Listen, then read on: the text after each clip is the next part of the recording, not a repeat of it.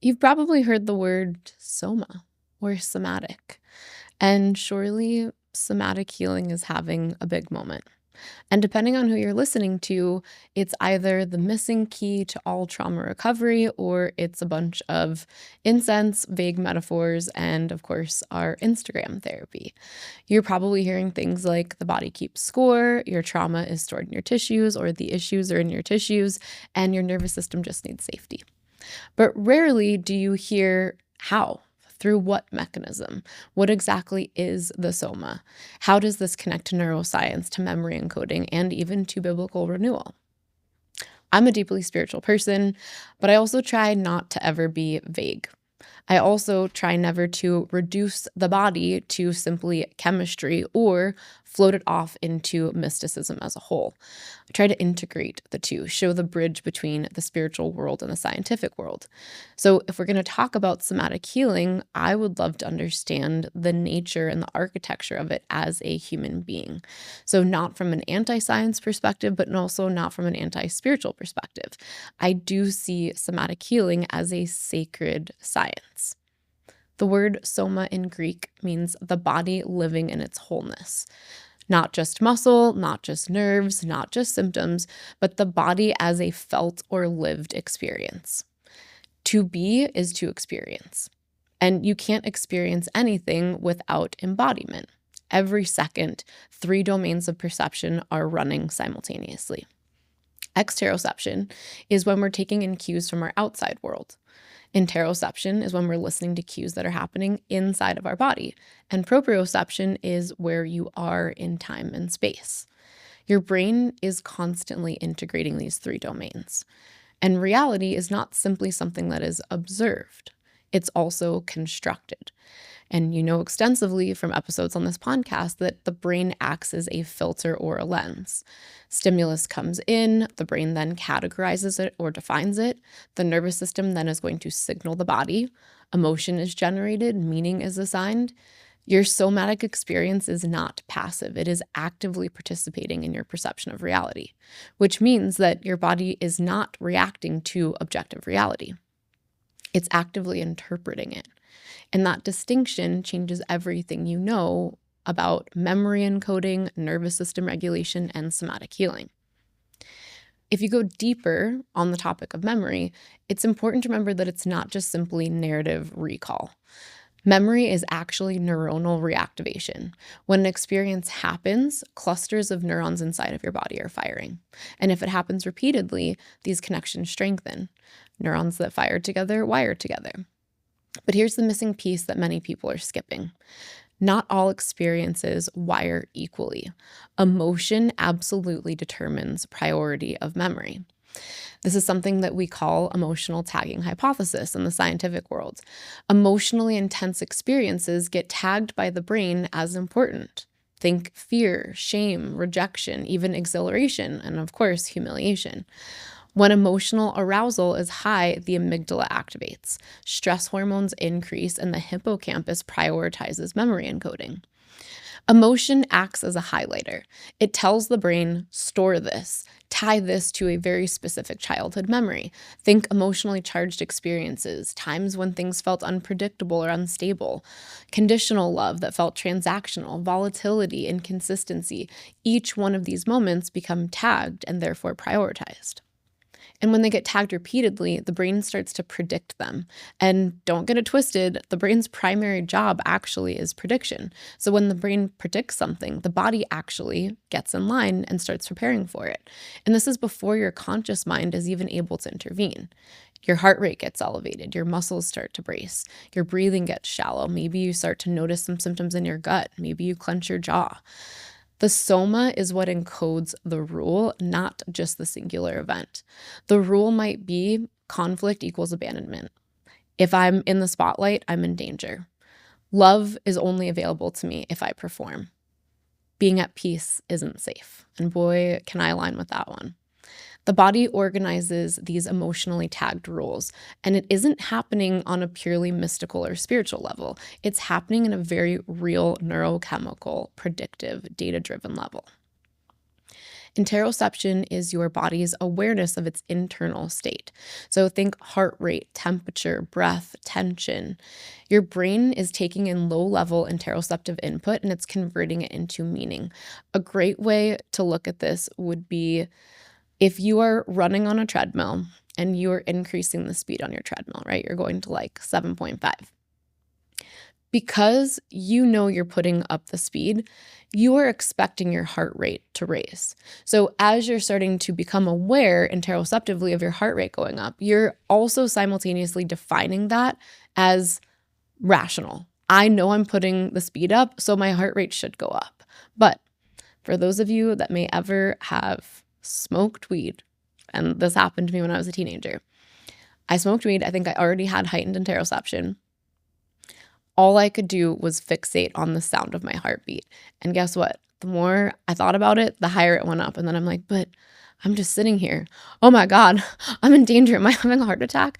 No, I'm not having a heart attack. What's happened is I'm fixating on an interoceptive input. And because to my mind, it seems out of place for the context in which I find myself in, I'm now deciding I'm in grave danger and I have to panic. But on the treadmill, you completely brush past it because it makes sense to you. So this is where the same actions or the same sort of interoceptive awareness can split into either I'm safe or I'm in danger, when really nothing is different. The only thing that is different is how you interpreted it. When we're looking at early experiences that are tagged for threat, activation of that threat response will always trigger you to feel unsafe.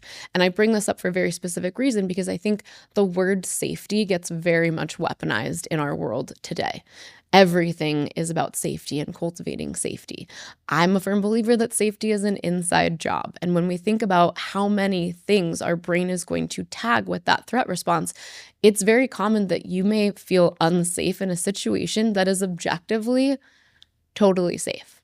While in a situation that if we actually look at the math, you might be more statistically likely to die if you've convinced yourself that this is not a threat, even if statistically you're more likely to die in that scenario, you will feel safe. What's the truth? The truth is that safety has everything to do with perception, and it's not always going to be tied to objective reality. So I want everyone to keep this in mind because we're going to pull this thread a little bit later in the episode, because I think to me, one of the most dangerous pieces of somatic healing and how it's pitched online in particular and Instagram is just this conversation around safety leading us to, I think, not step into pattern opposition and true healing, which ultimately could create real safety, and instead we're outsourcing it to something externalized. It's also important for us to think about the connection of fascia in the somatic healing experience. So fascia is our interconnected web of tissue that runs through your entire body. It's richly innervated, so there's lots of nerve endings in it, and it responds to mechanical stress. And it will remodel based on repeated tension states. Repeated contraction patterns are going to actually influence how your collagen is formed. Mechanical forces are then going to influence your structure. So a great way of looking at this would be if your body went into a specific position when you experienced a trauma, you can have two things happen. Let's say that happened when you were 16. When you're now, let's say arbitrarily 32 years old, and you experience a repeat of that trauma, your body may actually return to that position because that's where the memory is stored. So even without thinking about it, you might be holding yourself in a specific position that is exactly where your body and fascia and soma experienced that trauma as a 16-year-old. But now you're 32 and your body just naturally went back to that state. That's one way that this can happen. What's also interesting about tensional memory is as a 32-year-old, you may not be activated in the same trauma, but let's say that you just so happen to get yourself into the same body position. The body may also then trigger the trauma because of the position you just navigated into. So it's important for us to understand that interconnected relationship between what our body and brain are encoding from memory and what sort of tensional position we were in at the time, and that can go both ways. One can trigger the trauma, or the trigger of the trauma can put the body into its sort of tensional memory state. So when you experience memory, often it does change your body position, right? You might brace, you might all of a sudden clench your jaw. This absolutely is coming from our connection to our fascia system. So to be really precise here, repeated stress signals changes in your tissue behavior. Your fascia is very much shaped by how you breathe, how you brace, how you respond, how you think.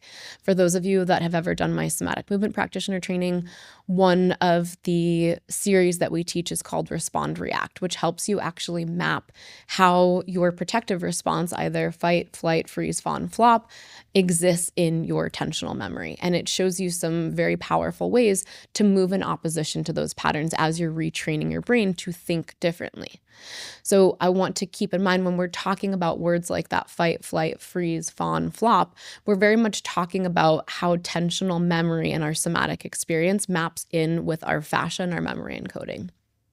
So I want you to keep this in mind. Everyone has very specific ways that their body will respond to stress. This is something that took me honestly way too long to notice, but if I look back, many of you know that I struggled with really intense panic attacks from roughly 9 to 19. And it took me years to realize that actually when I would start cracking my neck, that was probably a good sign I was trending toward a panic attack, right? Because the first thing that would happen is that I'd clench my jaw and then all of my neck muscles would start to tighten. And that sort of tension would then compress my C-spine, and then I'd feel the urge to crack my neck as everything was like pulling down.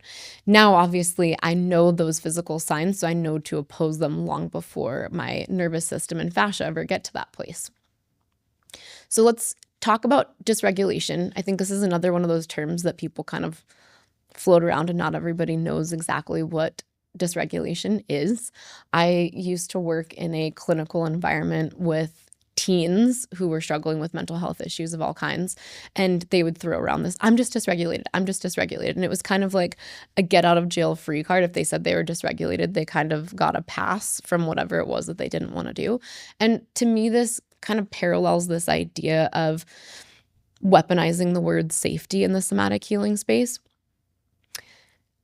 These words have truth in this conversation, but if you can use them as a get out of jail free card or to not step into the pattern opposition that would be required to heal, then they actually hold you back rather than help you.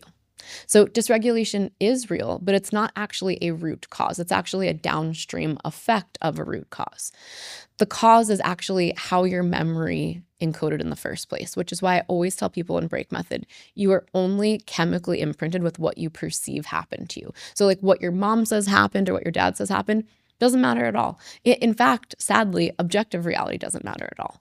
Even if what you experienced and then in turn encoded into your memory is completely, wildly untrue, you are still imprinted with it. So it feels true to you. And if we are going to do the somatic healing work that is required to unwind those patterns, we have to know what you imprinted rather than the objective truth, right? And I just put air quotes for those of you that are listening to the audio episode. When we build an entire healing philosophy around avoiding things that feel unsafe or being able to just use the word I'm dysregulated and get out of having to step into the discomfort, we're actually reinforcing the original encoding. We're letting the brain-body soma connection actually get away with it. What feels safe is almost always simply what feels familiar. And what feels familiar comes absolutely from your childhood adaptations. So in a way, we have to remember that true healing is not eliminating activation. It's increasing resilience when faced with activation and learning how to navigate through that activation to build new patterns, right? To learn how to self-regulate. The nervous system recalibrates when it experiences something. Activation without collapse, with a new outcome, this actually reconsolidates memory. So this is actually how we update our neural networks. You have to go through it and reorganize and redefine with that resilience piece so that you can reconsolidate, because that is part of the process of healing. And again, if you're allowed to use words like I feel unsafe or I'm dysregulated without having to be encouraged to move into and through that, you're going to hold yourself stuck in sort of this familiar safety net. I want to talk a little bit about movement neuroplasticity because I think this is really important. And especially right now, it seems like I don't know the nitty-gritty of it, but I see a lot of posts right now about polyvagal theory, and there are a lot of people that are like, you can't take that study seriously. Like, polyvagal theory has so much, like, there's so much impact on my clients. So they've got the people that are kind of like proponents of polyvagal theory, and then you have the people right now that are very harshly criticizing polyvagal theory on Instagram because supposedly there was a scientific study that came out that basically debunked the evidence-based validity of polyvagal theory. I think you guys know how I feel about scientific studies. And one thing I will say is looking, because we've done some of this with break method, the clinical study environment, in a lot of ways, I know that the whole goal is to kind of make it systematic and incorruptible and blah, blah, blah. But what ends up happening is then you take away the ability to mimic real life, right? In crafting the study, you're taking really someone out of their real life environment, and you're, and I understand why, but to create this sort of uniform experience to really, air quotes, test, sometimes you're going to alter the experience because you're putting people into an unnatural sort of structure. So it does seem that, while the people that are, science is a god are saying polyvagal theory is debunked, I would say, obviously I'm not an expert in polyvagal theory, but there seem to be years and years of stories of profound healing and awareness that have come from polyvagal theory. So this is just a great example of when a scientific study comes out and kind of, debunks something, does that mean that it's no longer valid? I personally lean on how many people's lives has it helped? How has it helped clinicians inform their practice? Because I think there's a lot of goodness that can come from something, even if people go out of their way to try to attack it and debunk it through clinical studies. So one of the things that we want to look at is that when we're looking at things like movement, right? And I know my somatic movement practitioner program very much is movement-based. You're integrating proprioception, right? Like where your body is in space, what you're aware of internally as your body's moving through space. And you're also getting vagal tone, synaptic plasticity. You're also being able to think about your thinking. So you're simultaneously, as you're doing all these things, you're shifting yourself out of that amygdala activation and you're moving into prefrontal cortex, and you've got tools to kind of merge all of these things in an interconnected way. As you know, if you've been following along with my podcast, I did not get into the peptide space for human optimization. I got into them because my body was completely broken down. I was having autoimmune flares, hormonal weight gain that was not responding to any of my strong willpower or time spent in the gym. The only thing that actually made it change was adding peptides to my daily routine. As you know, I am partnered with LEMD so that you don't have to guess where your products are coming from, whether they're black market from China. You can find all of my recommended stacks at LEMD/BusyGold, and LEMD is ELLIEMD.com/BusyGold. And I go deeper into all of my protocols and offer support on my Telegram group, which is also going to be linked in the show notes. Now back to the show. This is a really profound, very whole experience for somebody to come out of a trauma response. Is it possible that doing all of these things in a clinical study environment didn't quite translate because a clinical study environment is not necessarily conducive to things that are a little bit more natural and organic and multifaceted? Possibly. So I think it's important for us to remember that if you've gotten caught in some of that sort of like great divide on polyvagal theory, don't be so quick to get caught into the divisive narrative, even if that clinical study somewhat invalidates the evidence base of it and what it was built on. That doesn't mean that there aren't still some amazing nuggets to grab from it and that you should kind of turn your nose up at it. I think everything is worth looking into with a fresh set of eyes. And while, again, I'm not an expert in polyvagal theory, I think it very much kind of parallels or comes alongside a lot of the work that we naturally do in our somatic movement practitioner training, which ultimately we have to integrate all of these systems as we are recoding the memory or reconsolidating the memory. And ultimately, when we do this correctly, that is neuroplasticity. We are able to change both the physical patterns, but more how the physical patterns are tied to the fascia patterns, how the fascia patterns are tied to the way the memory is being encoded. And when you can get the body to a place where it can actually release the physical, energetic, spiritual pattern while you're helping them cognitively through metacognition reorganize intellectually what that memory is, the type of profound healing you experience, I've never seen anything like it. And it's so fast, because what ends up happening is if you kind of get to the right cluster with all of these systems integrated at the right time, there can be such an intense ripple, quite literally through time space, that I've seen a client in literally one session completely change so much about their life, what their lived experience is in their body, their choices. So don't be so quick to jump on that bandwagon and be like, this is all hogwash. Like, there are lots of things on Instagram about this that to me are more on that hogwash side, but that doesn't mean throw it all out. There's so much here that I think is critically important for us in the healing experience. And I think there does need to be this bridge, like the work that I do in Break Method is very heady and academic and very like mental health, cognitive focused.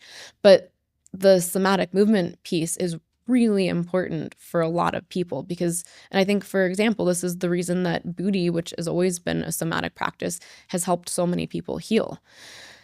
The way that you are organizing your body and you're retraining your thoughts and your movement patterns as you are experiencing this sort of like healing, uplifting experience, it can move people out of profound trauma without ever stepping foot in a therapist's office. Right? So there's a time and a place and an application for so many different things. And I hate to see certain things divided or overgeneralized, right? Like somatic being like overly woo-woo and weird and kind of forgetting about the real grounded science involved in it. Or again, this sort of like, it's anti-scientific and now it's not evidence-based, just read my paper, right? I think there's so much more to it than that. But I do want to call really clear attention to what I think is the biggest current issue in the somatic space right now, which I mentioned earlier, which is that safety has become the highest virtue, and virtually everything gets filtered through this word, safety. Does your body feel safe? Only move toward what feels safe. Don't activate yourself. Honor your nervous system. And I'm certainly not saying that there isn't a time and a place for these things, but that can actually get somebody stuck in chronic survival mode. And if people are trying to placate or soften those edges, you may never encourage that person to move out of that space. And I think this is largely one of my biggest criticisms of many trauma-informed practices, is that you often end up allowing a client to stay stuck on repeat far longer than they actually needed to stay stuck there. And again, I'm not saying that there isn't a time and a place. Example, if somebody just experienced some sort of brutal sexual trauma, I'm certainly not saying that like 3 days later is the time like, all right, buck up, buttercup, time to pull out of this. That's not what I'm saying. But I think far too often in this space, we've allowed people to kind of align with their victim story and unfortunately put up these bumpers and safeguards, and we don't encourage them out of there at a specific time. So the problem is, if we're not careful, safety itself becomes an idol. And I've absolutely seen this word safety become an idol in the somatic space, but kind of just like in mental health, honestly, as a whole. And when safety becomes your idol, all of your growth absolutely stops. Because as I mentioned, what feels safe is really often just familiar. And what feels familiar means that it is directly tied to the original pattern. If you grew up in chaos, calm feels unsafe. If you grew up performing love, rest feels safe. If you grew up constantly bracing for impact, well, vulnerability is surely not on the table for you. So if we teach people only to move toward what feels safe, you're usually reinforcing the exact emotional tag that's actually begging for you to dismantle it. Safety, if you outsource it externally, becomes another form of control. Control over your environment, control over people, control over your triggers, control over tone, control over exposure, control. But that isn't actually regulation at all. Emotional regulation and self-regulation and emotional resiliency, those all actually are supposed to go together. And when you're trying to control and put up buffers, you're not actually doing that. You're usually creating a system that's far more dependent, because true regulation is not fragile and it does not require the world to cooperate with you. You go out into the world. In break method, I always remind people, you cannot rewire a trigger if you refuse to be exposed to it. It's literally not possible. In your head, you might really like nail the landing, but that's all hypothetical. What happens when you actually go do it? It's probably not going to happen the way you imagined in your head. You have to do it, and you have to do it some more, and you have to do it some more. When you embrace those triggers and you embrace opportunities to step into fear, you're able to not only rewire, but you're able to build a whole lot of confidence and capability around those skills. I use the term with my husband all the time, fear dates, and he started using it back to me the other day. He's like, going out to breakfast with this guy this morning, like, yeah, I'm just really trying to challenge myself to go on some fear dates. And I'm like, yes, it's working.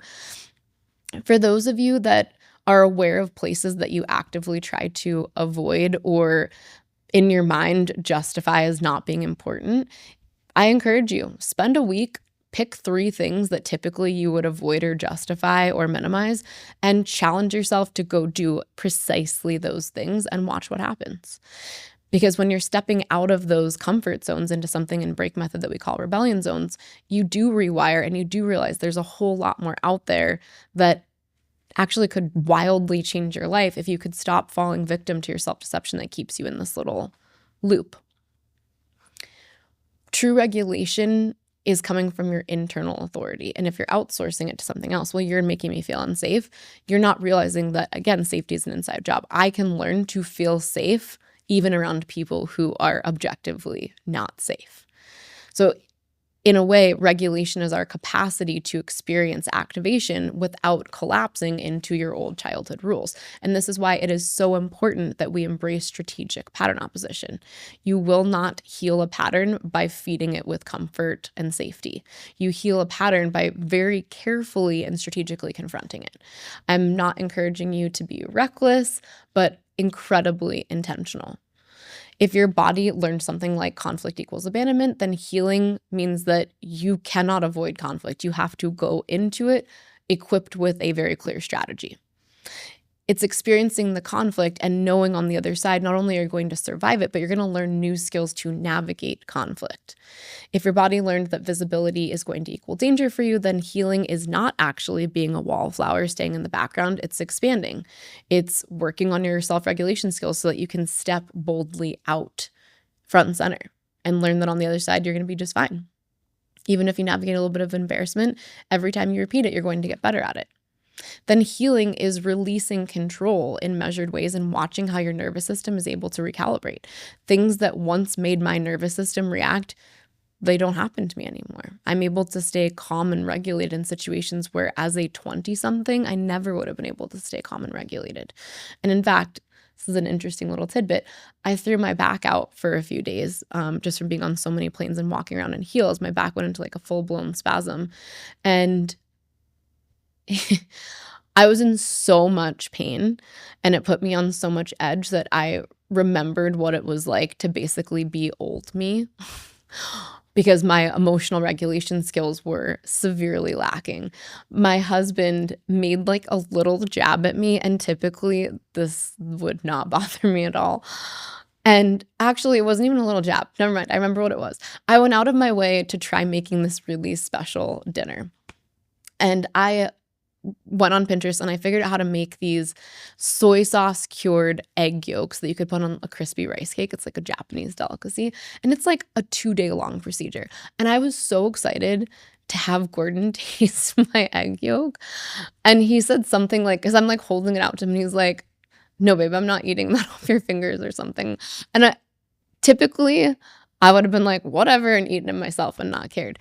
But because I was in so much back pain and I wasn't operating in the way that I am typically, my eyes started to well up with tears. But thankfully, I started to laugh at myself. And I'm like, oh my God, I am in so much pain that this is like what it feels like to be a regular human. Because I'm usually so far beyond these sort of emotional reactions that this is like, it brought me right back to my mid-20s where I was actually sensitive and easily triggered.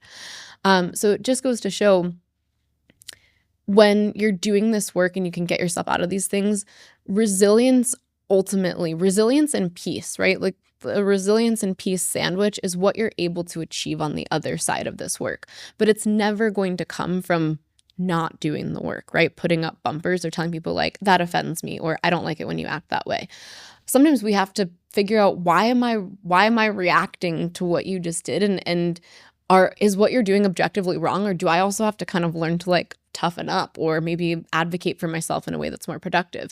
If we're able to just kind of get out of having to face some of these hardships and we don't have to move through the emotional reactivity, we don't ever really learn how to get to the other side in a more corrected, integrated experience. So I'm just sharing that because it was kind of an interesting one for me to kind of remember what it was like. And the good news is when you get to the other side of a lot of this work, resilience and peace really pay dividends in today's world because our world is hard. Especially if you have a social media presence, things are challenging. People are always kind of like coming for you and trying to start drama. Being able to maintain that sort of internal peace and regulation is such a gift. And I would love all of you to have access to it. And going in line with a program that I know you guys know I launched a few weeks ago, my Renew Your Mind program, which is on, you can get to it on either my show notes or on my Instagram URL.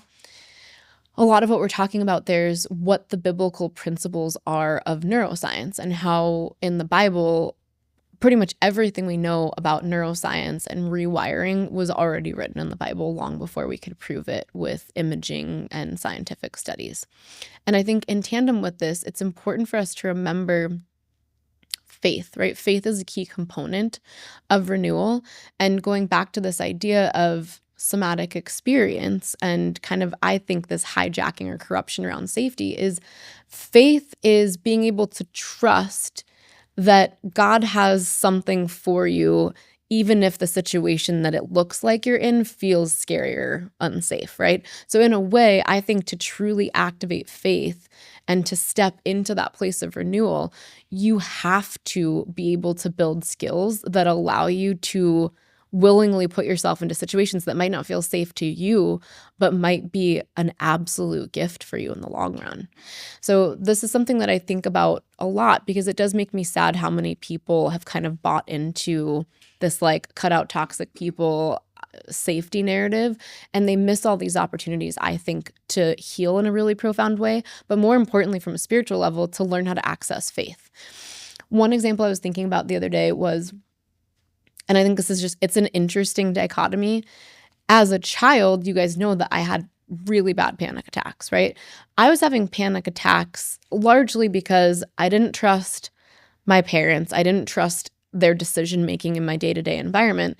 But then when I would be completely on my own and separated, somehow magically then I was fine. It was really only being subject to my parents' emotions and decision-making that activated my panic disorder. But then when I was totally by myself, I'd like magically have these moments of being fine because there are these things that don't really align. Like, why would you be like that and then also be out at raves Friday and Saturday night traveling all over the place? Right? That feels unsafe, right? So this just goes to show when I was thinking about this when I was probably like 15, 16 years old, I was often at raves every Friday and Saturday night. I grew up on the East Coast, so I was either at raves in New York City or one of the places that we used to go all the time was in Camden, New Jersey, which is so dangerous, you guys. But like New Jersey, Boston, Worcester, like just going all over, always at a rave. But very frequently I was going out late in the night in New York City, and I would take the last train home, which typically I think the last train home was at like 3 in the morning or something, or maybe even slightly later. It's been a long time. I'm turning 41. But there would be so many times that I would take the last train home by myself. So like little 15-year-old busy by myself. And what I made a point of doing almost every time is I would stay outside of Grand Central Station and I would get Dunkin' Donuts and cash to homeless people and drug addicts that were on the street, and I would literally talk to them about God. And I would get there early so that I could have like a solid 1 hour at least conversation. I had some really deep conversations with people on the street.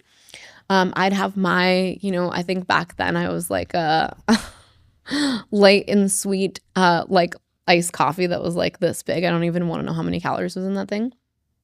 But I would have these deep conversations. Now, objectively, was that an unsafe situation? Like if I really looked at the crime statistics and data, was that unsafe? Yes. But I didn't feel at all unsafe in that situation. I was in full surrender. I'm like, God's got me. I'm having these conversations. So it's in those ways I was able to access faith and not fall victim to what the circumstance might appear like, and was able to just kind of trust the process. Then in a stupid situation at home, I'd be like completely panicking because for me, what made me feel most unsafe was being around my parents. So this just shows this whole point of our desire to stay safe and controlled is completely antagonistic to faith.